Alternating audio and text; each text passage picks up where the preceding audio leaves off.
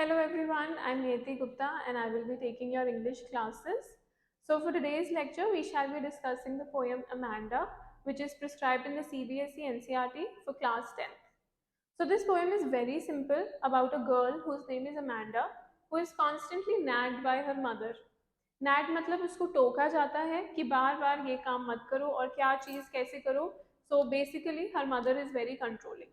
So in this blue box also they have given you a brief description that every child feels that she is controlled and instructed not to do one thing, which means this phase comes in every child's life. There is some at some point they feel that their parent is controlling them, instructing them, or constantly nagging them, and then they get irritated. But later in your life you will realize that the parents were correct and we should have listened to them. But first, let's go through this poem. So the first stanza is telling us, don't bite your nails, Amanda. Don't hunch your shoulders. Stop that slouching and sit up straight, Amanda. So the poet is being told that don't bite your nails. Don't hunch your shoulders. Hunch means don't bend your shoulders. Don't make a hump out of your shoulders. Stop that slouching and sit up straight. मतलब बिल्कुल सीधे बैठो, झुक के मत बैठो. Although the parent is wanting good for her child, but still that child at that point is feeling that her mother is controlling her. Let us go through some literary devices in this stanza.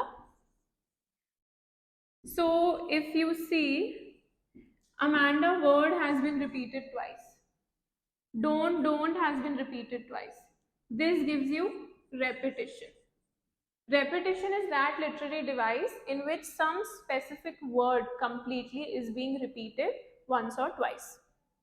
Now, stop slouching, sit straight. The sound of S is being repeated 4 times. This literary device in which the sound is repeated is called alliteration. So, two literary devices in this stanza, one is alliteration and one is repetition. Now let's move to the next stanza. Okay, so one thing that you can notice here is brackets are given, which means this stanza is in Amanda's thoughts. She has not spoken this out to her mother, she is just thinking this. There is a languid emerald sea where the sole inhabitant is me, a mermaid drifting blissfully. तो what she is feeling, उसकी mummy उसको कुछ कह रही है but वो अपने मन में सोच रही है कि काश वो एक एमराल्ड सी में होती. Emerald is a colour, green coloured sea जैसे दिखता है हमें. Where the sole, sole means alone, she wants to be alone. Inhabitant मतलब जो वहाँ रहता है. Is me a mermaid drifting blissfully, blissfully means joyfully. So she doesn't want to be nagged or controlled by her mother. She is thinking if she was in the sea all alone where she could be joyful and blissful. So we can interpret from this stanza that she, although she is with her mother, but she still wants to be alone, which means she is not happy with the control that her mother is putting on her. Okay, moving to the next one. Did you finish your homework, Amanda? इसको थोड़ा ऊपर करो, यहाँ पे projector आएगा. Did you finish your homework, Amanda? Did you tidy your room, Amanda? I thought I told you to clean your shoes, Amanda. Again, did and did is being repeated. Amanda and Amanda is being repeated. We again have repetition. Now, what does this stanza mean? The mother is asking her, did you finish your homework? आपने अपना homework किया?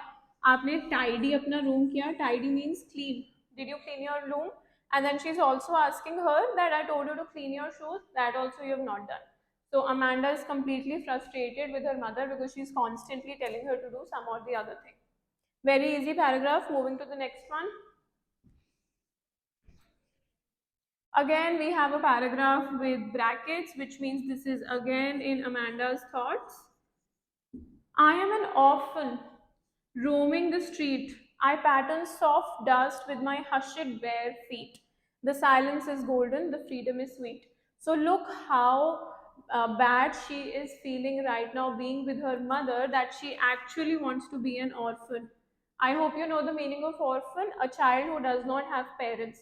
So she is so sick of her mother that she wished that She did not have parents. Roaming the street, she wants to roam in the street. वो सिर्फ street पर टहलना चाहती है, वहाँ की मिट्टी में रहना चाहती है. Hushid means quiet and bare means without any shoes.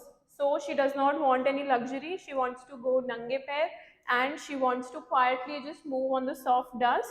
The silence is golden, which means the calmness that she will get on the streets roaming alone. That is what she wants. The freedom is what she wants. She does not want to be controlled by her mother.